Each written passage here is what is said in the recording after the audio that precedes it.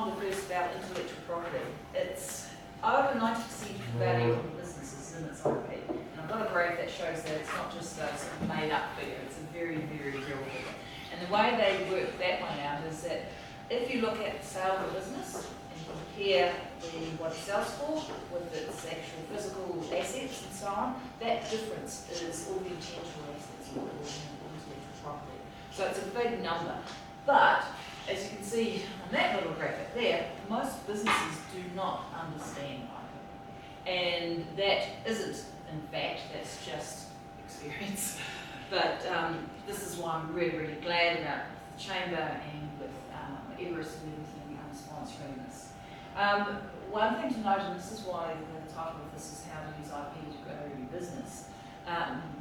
Depending on how you treat IP, you can either multiply the value or you can actually lose a lot of value. And so Becky, when you were mentioning all of your sort of templates and knowledge and things like that, staff member walks out the door, and if we ever have something in place, that can be something that one move. And the last thing is that to maintain a competitive edge, you need to work the IP. A lot of people think about intellectual property as being legal. It's not. It just happens to be a tool. Intellectual property is actually something that you don't put in a drawer and just forget about it. It's something that you actually work. You work it in terms of your relationships with people, you work it in terms of the way you present yourself, and this will hopefully provide you with a bit of a feeling of how you can do that and actually use it to scale up rather than to lose it. So that's just a little graph there, just showing how look, when I started in the business, only about a third of the value of IP of business was in its IP, and now it's over 90%. And Can we make photos of you? or do you want? That's fine. Yeah. No worries. Yeah. Yeah. That's a good point. Yeah. And the other thing is that with software and AI and so on growing, that value is more. So most of the value of the business, nearly all of the value of the business, is actually in intangible assets. It's not in new plant, it's not in new machinery, it's in the intangibles. And that's why I'm pretty glad that we get a chance to talk about it here. Now, easiest way to try and explain it for me is just to talk about the 3 C's. And I'll go through each of these in this talk and relate to it. So first C is something called competitive intelligence. Second is competitive edge, which is we'll get more from IP law. And the third is collaboration, which is an interesting one because a lot of Kiwis aren't really good at that. So what are the 3 C's? Well, one is first we find out what is out there, competitive intelligence. For you to know where you're at, you need a baseline and know who else is out there. And who else out there might be a competitor, might be a potential collaborator, but you need to do your research. And again, a lot of Kiwis aren't good at it. We tend to, and I'm putting myself in the same boat, we tend to sort of leap in and go for it rather than doing all the market research and so on. Second C is competitive edge, and that's just working out what it is that makes you different. Why would somebody come to you? What do you have that will actually help you succeed? And you can't know that unless you know what's really out there. So the difference between what's out there and what you've got could be what gives you the competitive edge. And that one there I'm going to spend the most time on because that's where the IP side of the protections come into it and systems and so on, because that's what we're trying to do is protect your competitive edge. And the third C is collaboration. And essentially, not all of us can do everything. And often if we want to scale up, even if we're fine in our own spot, we want to move to a different location or a different area, often you need somebody else or some other skill, distribution network to work with. And collaboration is the third C. And that is key often to scaling up, is looking at who you can work with to make that happen. So, competitive intelligence, valuable baseline. So, first thing, a lot of us these days don't think real world research, but it really helps to walk down the street, look at the shops. Field days, we get so many agricultural inventions. Going to the field days is a real hotbed of people sort of spying on each other. I don't have time for stories today, but I've got many. Also, just general looking online. One of the frustrations that we have as attorneys is somebody comes to you with, sounds like a great idea, and we sort of want to find out about it. Just do a quick Google, it's already out there. And so before I go too far, just have a look around and just see what's out there. IP searching. So we've got some James Wells experts in here. So IP searching is really valuable in terms of competitive intelligence because, again, going back to 90% of the business's value is its IP. So if you're looking to see what patents are being filed, you're looking to see what brands they're filing for, or in what areas they're filing, you get a bigger dimension to your competitive intelligence than your standard market research. So, and I've been involved, I've got examples of various ways that it's used, but yeah, IP searching gives you extra competitive intelligence. It also tells, and I'll go through what it so it gives you competitive market insights. You might not realise there's a lot out there that you don't actually see in your normal daily life, but IP searching can let you know who your competitors are. It can let you know whether you do what you want to do. You might spend a lot on your new brand and then get slapped with an injunction when you can't use it. Spend all the money on marketing collateral, can't do it. Have a new formulation for your skincare. Hello, Jamie. Just started on competitive intelligence. So freedom to operate, and that's really important. So anyone starting a new venture, you really want to know if you can continue or because people will waste effort, time, money, and stress to be stopped. Competitive intelligence can also tell you what your competitive edge is. We discussed that before. So knowing what's out there, knowing what you've got, that can tell you what you've got that makes you special. And there's a really great quote, which I don't think I've got on this presentation, but it was Jack Welch, who's the CEO of General Electric, and he said, if you don't have a competitive edge, don't compete. And that's brutal, but it's true. You don't want to compete in price either. And the last thing, you can tell you who your collaborators are. And so when you're trying to look at, okay, I want to go into a certain market, here's somebody already in this market. Instead of seeing them as somebody to compete with, maybe there's something else to work with. So IP searching can give you all of below. Real world research in general online can give you some of below, but the whole thing together will give you a good feeling of where you're at. So I just want to, the other thing is that when you're doing your research, don't give away your ideas. So don't say, would you like this, and tell them your secret product. Ask about the problem they would like to solve, and then that might be a subtle way to get some feedback. Okay, here's something that worked very well for us. So we had a client who was into animal health. Animal health is, of course, a huge business internationally, and they couldn't really compete with the likes of Pfizer's and so on by developing new actives and so on. But what we did do competitive intelligence. We had monthly New Zealand patent and trademark searching, met with the CEO and formulation chemists on a monthly basis. We actually designed around competitive rights. So when we did a patent search, we'll find there might be a patent that could stop us doing something.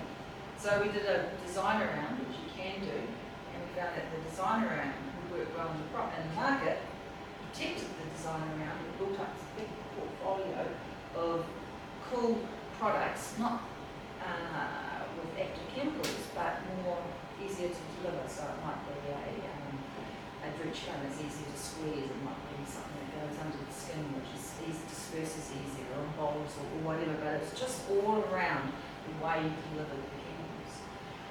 That sounds all very nice, but what was really, really nice is that the portfolio that we developed was bought out by Bayer for 9 sum. That is, and for us, that sort of really shows the power of knowing what's out there and actually working on it and doing that design around. So the ex-owner of that company turned up at my place last year and we had $400,000 people. So just to give you a feeling for that. So what I'd like you to do is just think about your own businesses or problems or whatever, or you can use, this is an example, but as I go through, I want you to think about what it is you came here for, to get some information about, and if you can't, or you can use the laser pen example. So the laser pen is an invention of mine. I don't mind showing you it. It's pretty cool. It's also rubbish. It's a new invention, doesn't use ink, and it can apply just on the surface of the paper. So just bear that in mind. I'm just going to go through each of those things that I mentioned at the start and see how they apply to this software, or apply it to your own business. So first of all, competitive edge. That's the second C. First was competitive intelligence, and next is competitive edge. So competitive edge is knowing what intangible assets give you that edge. And you think more, not just your own reasons, customer reasons, but also your own reasons. And so, for example, if you're in the service industry, a lot of what gives you the edge might be just very slick behind the scenes operations and get them on. So, or if you're manufacturing, you might be able to just, let's say with 3D printing, you might be able to do a very, very fine resolution and a nice sort of surface, which others can't do quite so easily because you've invested in that machinery. But whatever it is, it might be, you might be able to make something which is high quality or cheaper or quicker or greater yield, or it might be that your customers see it and they appreciate it. Just think what it is. Why would someone come to you rather than someone else? And in competitive edge, what I try and do is just put it into 4 buckets. So the first bucket is brand, which I'll talk about first. Operations and data, so those of you into software, that comes into it as well. Technology, and the last one is design. So listening to you before we started, sounds like we should have your nicely covered. So talking about, first the brand. Now, I'll put up another graphic in a moment about brand valuations, but ultimately it's the most valuable part of it. Brand is why people come to you. That's why they choose you over somebody else who might be supplying something really, really similar to what you supply. It enables you to have premium pricing, and when you see the chart I'm going to show you shortly, that's one way to work out the value. So, for example, if you have an Apple phone and you have something which is unpronounceable, people tend to go to the Apple if they can afford it, but the Apple can charge for it because people just love that brand. You can protect, you can enable quality control. We do a lot of work for the likes of universities and so on, and sometimes what they want to do is not necessarily be highly commercial, but make certain that something's getting out there that is up to a certain standard, so things like IOGRO or brand can be protected by trademark registrations or provable reputation. So if somebody's really, really well known and somebody else comes along with a similar brand, the well-known person can potentially stop them from going ahead, but they've got to prove reputation, which is a tricky thing.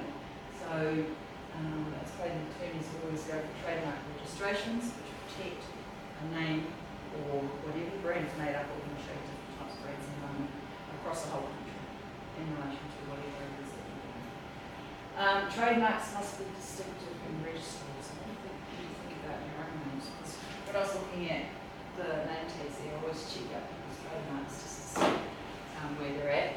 But it has to be very distinctive. It's different from somebody else. And you want to be distinctive. You don't want somebody to come along and then have a very similar name to you. Your customers might slide off to them or potential customers because they can't distinguish between them. So think about your name. And underpinned by good systems, and this is something a lot of people don't think about. A brand is only really as good as its system. You can have all the marketing in the world, but if you produce something which is poor quality, not on time, or isn't what you expected, that might be a fault of your systems. So think about your systems as well, because that underpins your brand. Systems. Did you want to start business with that one? Go. Okay, sorry, I was like that. Sorry. Could you just explain again a little bit more about how to enable quality control? It's in the next bit. Okay, and then trademarks. Is that, are Are you talking globally or just New Zealand? Like, can you give me a idea of So most when you're formal, running with yeah, every company's business? so most formal rights you file in country by country. So if you have a registered trademark here in New Zealand, that can say stop somebody from importing something with that same mark into New Zealand, but it won't stop somebody using it in Australia, so you would have to get registered rights in Australia. So what it does, formal rights basically are sort of a barrier around where they're registered, so a certain country. So there's a similar business operating in another country, and you want to get to be a great service to New Zealand, you need to. You need to do two things. One, make certain you're not, they haven't got reputation here. Even if they haven't registered the trademark, it might have reputation, you might have to stop you. And also make certain they haven't got any registered rights here.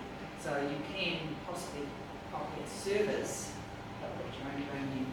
And the other thing is that if you've got world domination, which most of our clients have on their minds, you want to be able to scale up. So you really want to have white space or a clear place to move into. So you really want to have something distinctive so you can go further.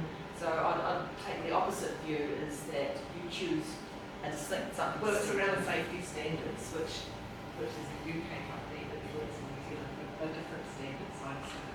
You know, like we are going to be to this as benchmark Yeah.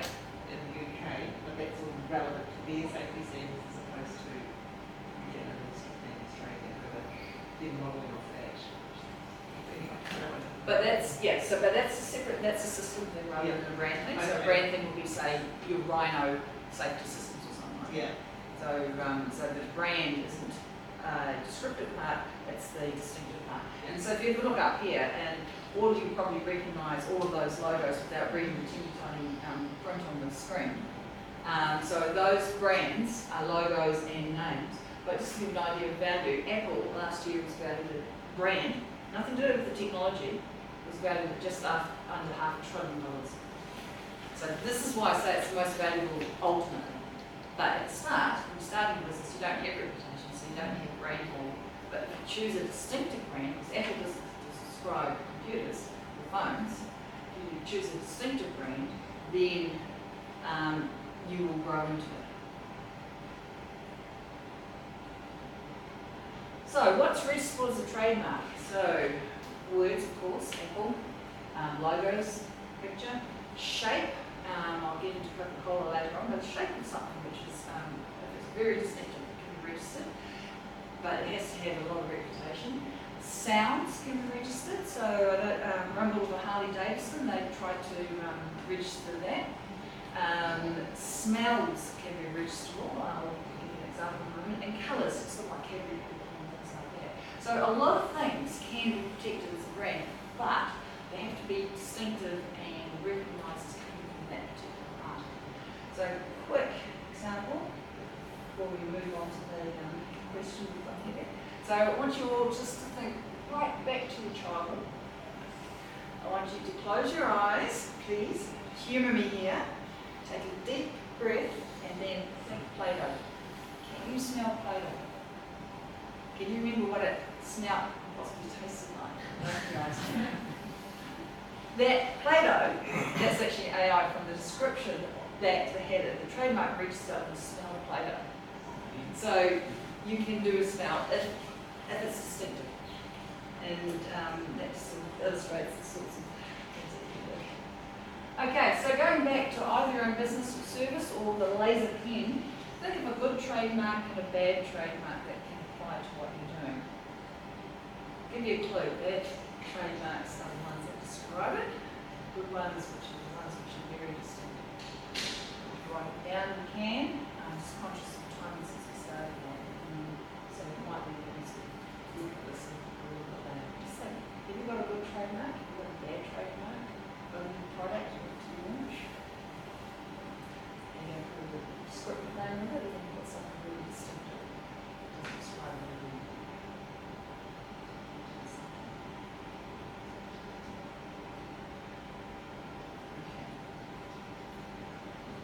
And I'll tell you what, the laser pen, I'm going to call it a laser pen. the second bucket. So the first one, so this is just to recap, competitive edge intelligence, which told us what's out there. Competitive edge, which is the second C, which is what we've got that's different from that's out there. First one was brand. Second competitive edge is your operations and data, and let's go back to systems that support things. And with particularly you've got services industry, this is the one that applies to. So what might give you an edge? It could be your information that you've got, processes, stuff up in your head, can be pamphlets, exceptional employees, you can have customer lists, culture is a big one. Culture also goes back to brand, like branding and culture. And think about all of those backroom things that give you an edge. Might mean that you're actually more efficient, you might want to do something high quality, you've got templates so you just know what to do, you might have manuals, but all of those are intangible assets, they've got IP in them. And if they give you an edge, and the edge could be, could give you credit, could have good stuff, could give you creativity. So think about those, and then how are they protected? Most of these things can't have formal protection like a trademark registration or payment. Most of these require either agreements, which is internal and external. And when I'm doing IP strategies, one of the categories I have is third-party relationships. So it's, are your employment agreements got things that will actually protect your IP? Do you, when you're working with a supplier, are you making certain that they're not just sort of looking at what you're doing and then going to your competitor? And here in the Waikato, the worst ones are tanker drivers. They go to one farm and they say, oh, there's a bit of innovation here. Go to the next farm, pick up the milk. Oh, did you hear about so-and-so down the road? So think about your relationships, internal and external, and how you control those. If somebody's coming to a business, do they get to see the secret sauce that you're using, or do you actually have proper visitor protocol, things like that? If somebody leaves you, is there a restraint of trade? Very hard to put into those, but is there a restraint of trade? Or do they know what they're allowed to take in terms of normal learnings from employment, or what's proprietary, what is yours?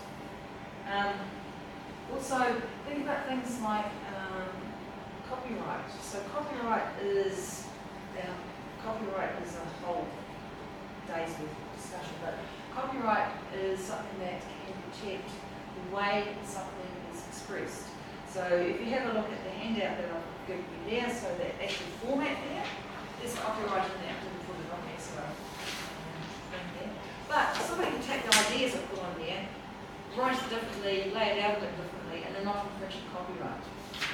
When you're looking at software, again, software, you can get patents for the way the software functions sometimes, but if somebody sees you've got software that functions a certain way and they rewrite it and not copy the code, they've avoided infringing copyright. So copyright has limitations, but it is something that's there. Think about confidentiality, knowledge management systems. There's a lot of businesses here in Hamilton that have got good knowledge management systems. We've got something secret, only certain people can access it. So think about what you're doing about controlling that. Now, this is a really cute story. So went to a conference and a mate of mine there, and he's based in Scotland, and his whole company is based around helping rescue companies that have got themselves into trouble by recognising what IP they've got and what can they do with it just to pull them out of it. And again, 90% of the value of a company is your IP, so it's a good thing to work with. So he had one of his clients was a research company in financial trouble. Well, what can we do? And he had a look around and found they had really good lab books where they sort of kept records of basically everything that went wrong as well as what went right, but because they were in trouble it was more that went wrong. And what he did is that he got the lab books and sold them to that company's competitors. So the competitor knew what paths not to go down. They knew what mistakes not to make. They didn't have to spend money making all the same mistakes that other people did. So it's worth them buying it. And the company that, the research company that sold the lab books, they got money and they were rescued. So it's a weird thing, but this need of know-how should help you think about what it is I've got in my business. It might not be obviously a big positive thing, it could be a negative thing, but it's worthwhile because it's lessons learned. Right, now think about your businesses. What have you got? What can you keep secret in here? It might be a formulation in your skincare, it might be calibration on your 3D printing. It might be your internal sort of processes in terms of your templates and so on. It might be the software that you've developed, which makes sort of client management so much easier. But just think about what it is could be kept a secret and how you would keep it a secret. Is it agreements? Is it through a secure firewall? Is it locked in a drawer on your desk?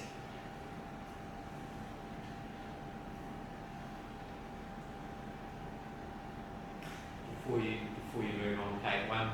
Oh, this is Jason, by the way. Hi, I'm Jason. I always remember one IP audit that you did. We went into an organisation and everything pointed back to, let's call him Bill. Bill was the one who knew how to do this. Bill was the one who knew who to contact when this happened. Bill was the one who knew the secret sauce to getting their key product made. But Bill wasn't very good at writing stuff down.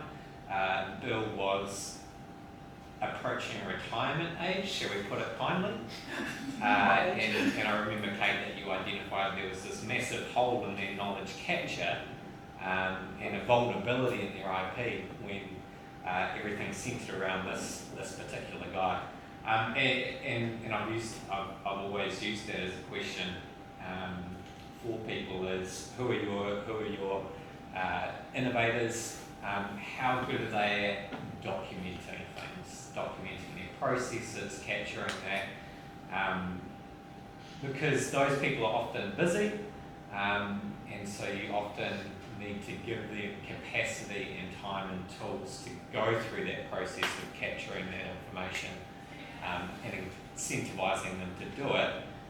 Otherwise, there's a risk that they fall over or get hit by a bus and that IP is lost. So yeah, I quite often bring that up as a question with clients after that experience in particular.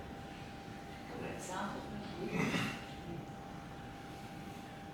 Third competitive edge, technology. So we've covered off brand, covered off systems, and we've covered off build as well.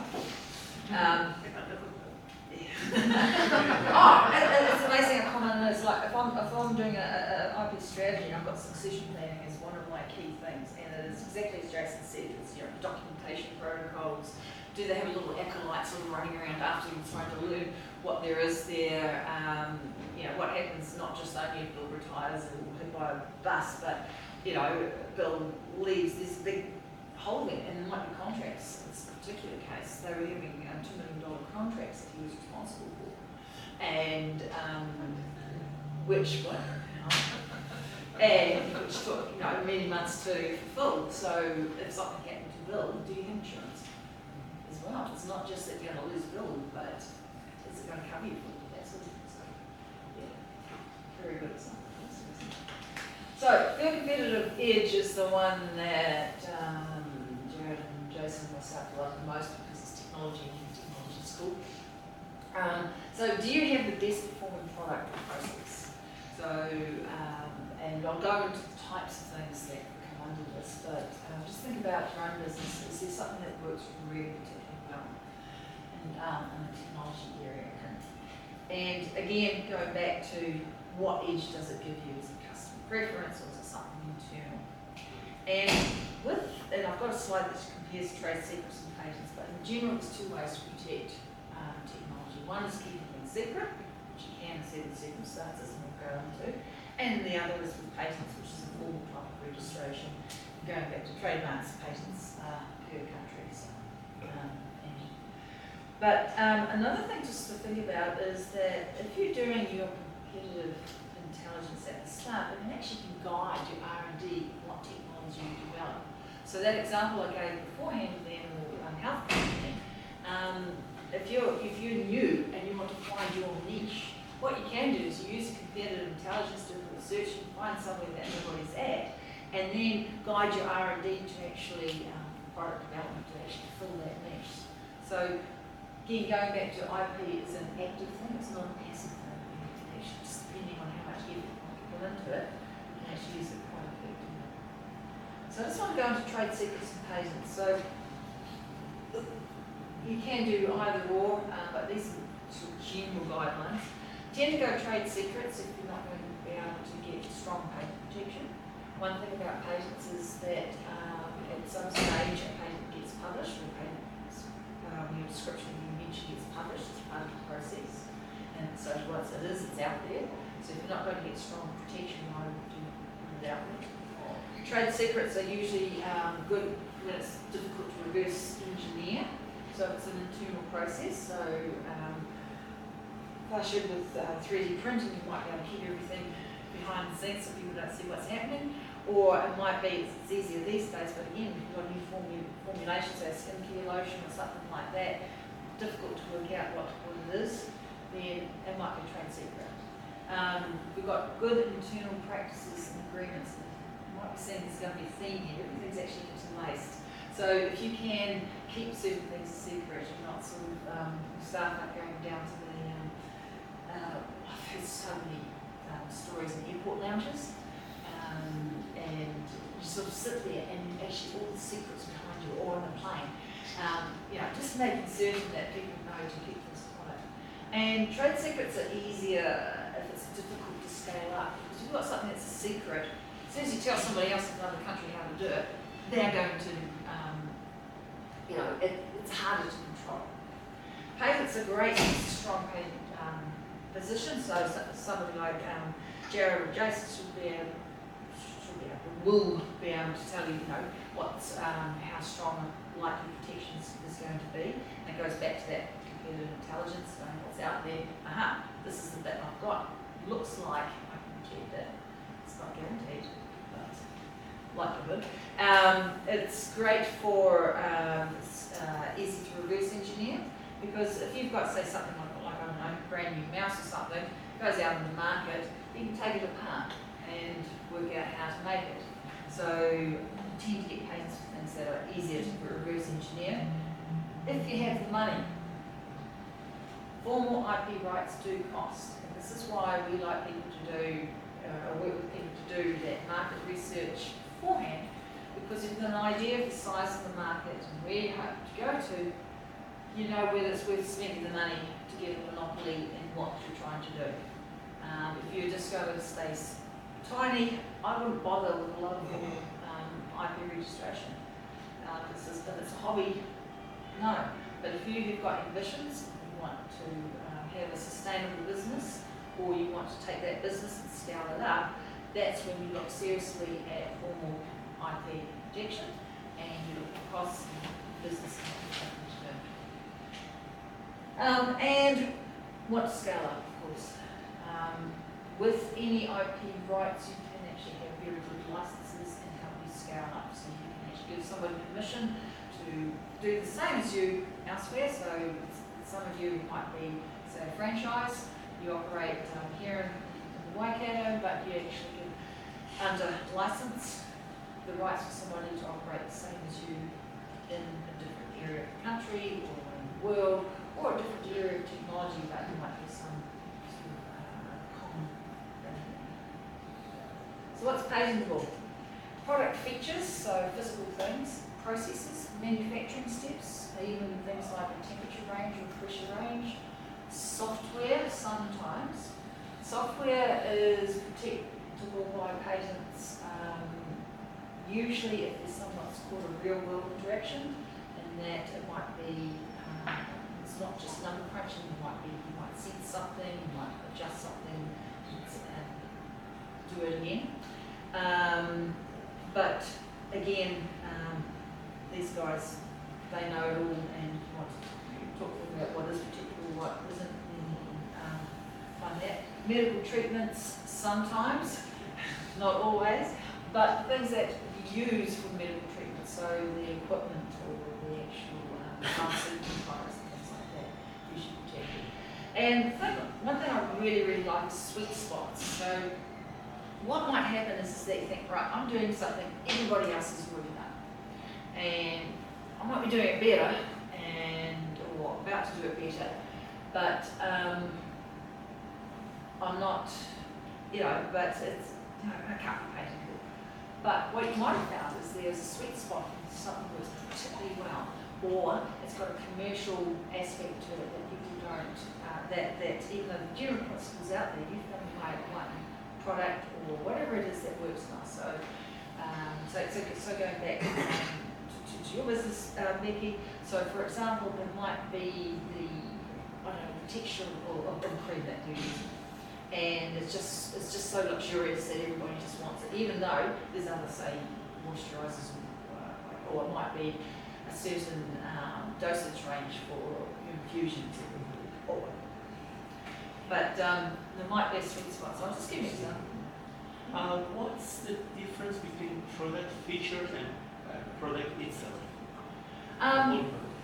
Usually, we can actually detect the product itself. If we're going back to you with your design and 3D printing, that's the fourth bucket we're coming up for. But usually, you might have a known product, but it's got a particular part of the product that works particularly well. Sometimes you can detect a brand new product and it's never been seen. So it's very similar to sweet spot. A sweet spot is where something's already been known, and you've found the best way to make that work.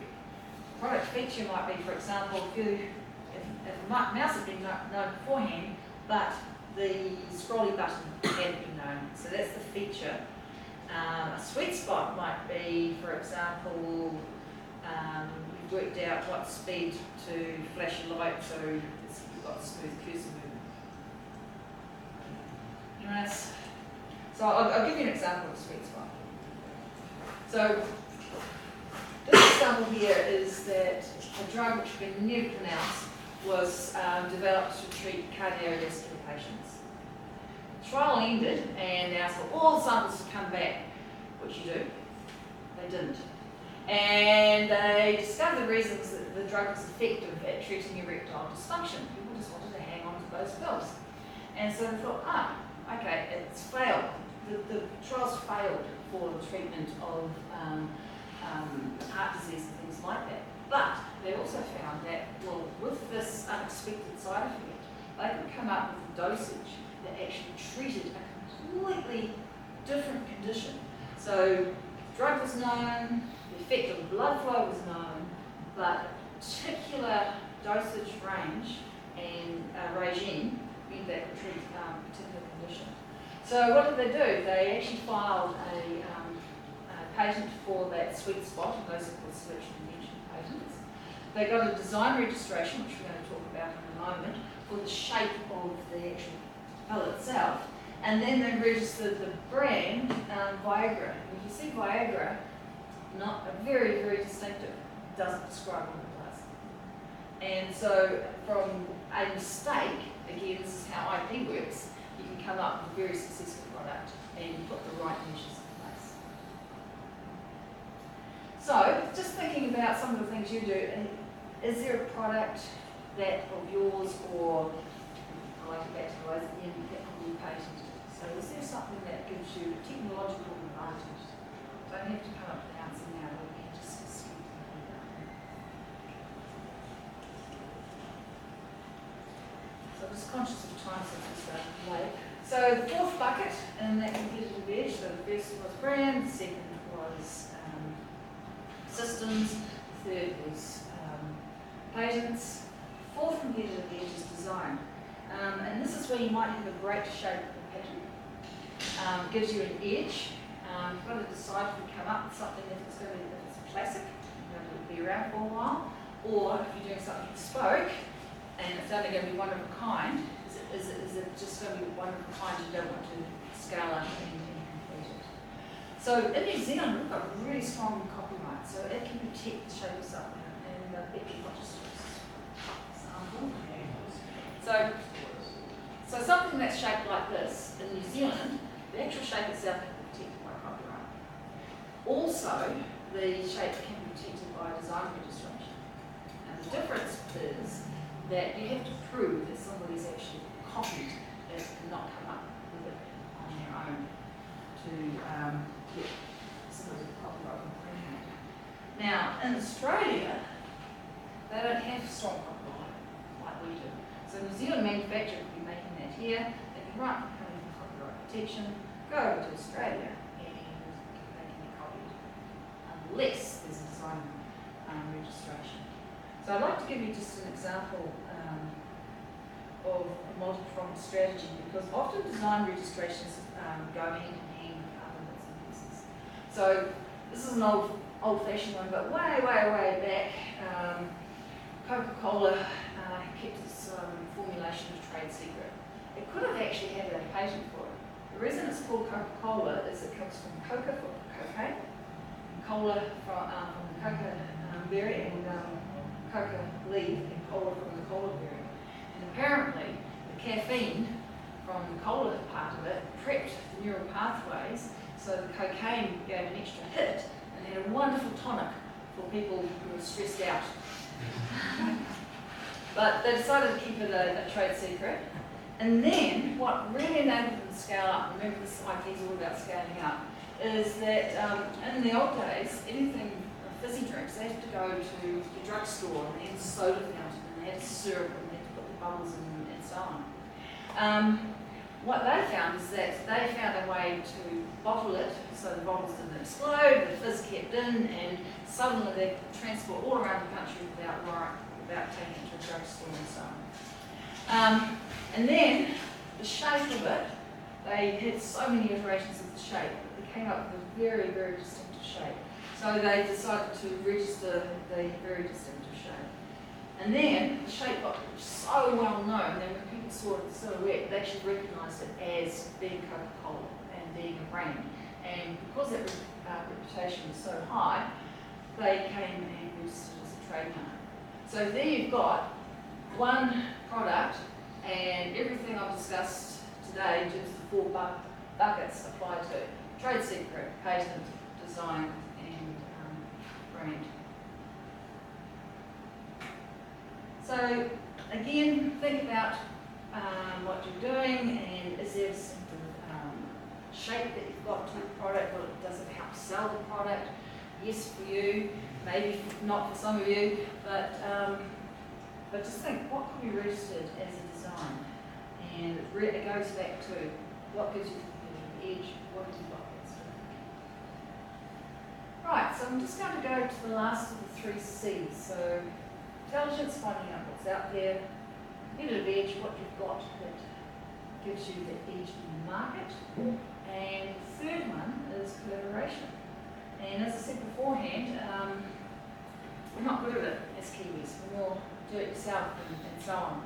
But if you want to scale, you've got to learn to play with others. So this is an awareness. So first of all, recognise competitors can be collaborators. If somebody's in the same market as you, but say I'm in Australia, you've got New Zealand covered, they're in Australia. Maybe they're not a competitor, maybe they're a collaborator. Maybe you can do a deal with them because you've got an edge that they want. So work out what you want help with. Do you want a distribution network? Do you want a manufacturer? Do you want to sort of co-brand? Do you want to just get some expertise in research facilities? If you need something to help you, want something to help you scale up, can somebody be out there that's already got that? And if you want to do a deal with them, they might want what you've got. So you can use competitive edge as leverage. You can license them patent, you can give them permission to sort of co-brand with your trademark, for example. You could sign confidentiality agreements and let them use some of your manuals or whatever. But you can actually use your protective competitive edge as leverage to do the deal. And beforehand, when I was talked about that animal health company, they could have been trampled all over by that larger company that bought them out. But they didn't, because the larger company recognised that protected IP was something that they wanted to keep out their competitors. So it's all about leverage and realising what you've got, what they've got, and having tighter agreements in relation to it. And again, I'm not pushing James and Osborne, and again, these guys know how to structure those agreements. So one last example, and we might be finishing some time in now. So this is individual that we worked with. He had established large competitor. The competitor patent expired. Patents only last for 20 years. And when I was telling you about IP, trademarks being the largest value, often what happens is that people take the patents out, establish the market, but then they build reputation in a brand. And brand lasts forever. The patent only lasts for 20 years. So competitor patent expired. This client came up with a new disruptive design, quite different, but in the same market. And the client actually listened, which is good. So what did they do? They had a trade secret and know-how on the manufacturing process. So in the spirit of collaboration, they worked with a local manufacturer and had some good processes which they kept under wraps, so they didn't go out. They registered the trademark. Nice distinctive trademark, didn't describe the product at all. They've got patents on the functionality of the features. They got design registrations for the shape. The shape actually helped the feature. This was actually a very practical product, but the designs, it looked good, but it also helped with it. They got registrations, and so when we're talking about IP, we're not just thinking about your necessary classic patent design trademark.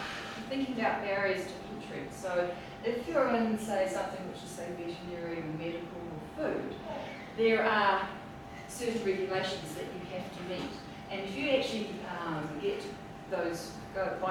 registered and pass those regulations, that's another barrier to entry that you can do to stop competitors coming along.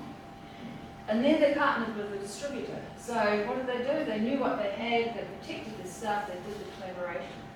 Now, like that other client that I mentioned earlier, their portfolio, which had everything nice in it, was bought by a multinational, again, for millions of dollars.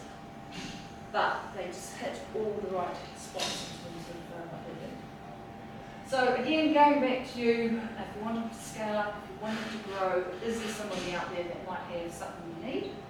And then, what have you got that they might want, so you can leverage in negotiations? So just to summarise, 3 C's formula. First of all, competitive intelligence, find out what's out there. Edge, what have you got that's different that makes people want to come to you. And collaboration, what can you do with competitive edge just to get the bits that you need to take yourself through. That's it.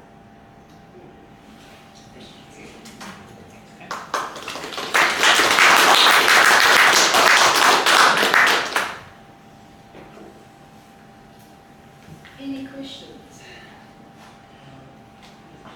Yes, Sarah. Don't be off Shrek. Got any advice on using AI with confidential information? Yes. Where's that going? Oh, it is a real tricky one. Right at the start, when I mentioned competitive intelligence, I said don't give away what you've got. Yeah. So just be aware when you're feeding stuff into your AI that you are training. Like there's so much going in, you just, chance of it popping out where you don't want it is still remote. But I would never feed anything that was confidential into an AI thing. So think of them, what I do with AI, and I wrote an article about this, is that I think of them as a bad employee. And so you get them to do research, but you always got to fact check it. You won't tell them a secret because they're going to blab it. If you think of it like that, and yeah. I work for real assholes too, so it's, Yeah. Yeah. Then they have hallucinations too. Thank you. So yeah, so feed anything that you don't want to get out there. Yeah. That's not my idea now. Mm. Any other questions? What's the regular cost of IP registration in New Zealand? Depends on the type of IP. Actually, we've got a few experts in here, so we can go around the room and each of you just sort of give a range for a typical whatever. So for sheds, designs, 3D printing and things like that, so if somebody wants to get a real rough range for a design registration, Jared? Somewhere between sort of maybe 3,000 and 5,000 in New Zealand. And just to go back to what I said earlier, is that you've got to look at the size of the market and what you're hoping to get. There was an article that came out on LinkedIn recently about a business which didn't register its IP. It was doing really, really well, and then the big companies came in and started copying it, and Kmart sort of was selling it for sort of about $2 and he was selling it for a lot more. And they just hadn't done their research and realised that this could have been a big thing had they spent a tiny bit in proportion on the IP protection to what they could have got. So yeah, you've always got to look at the size of the market, compare it to the cost of the registration. So if we've identified we probably need your services, what's the process? Well, depending on what you want, I can sort of, any of these people are very good, just depending on what you want. So maybe talk to me. By the way, guys, I know Sarah from. So yeah, just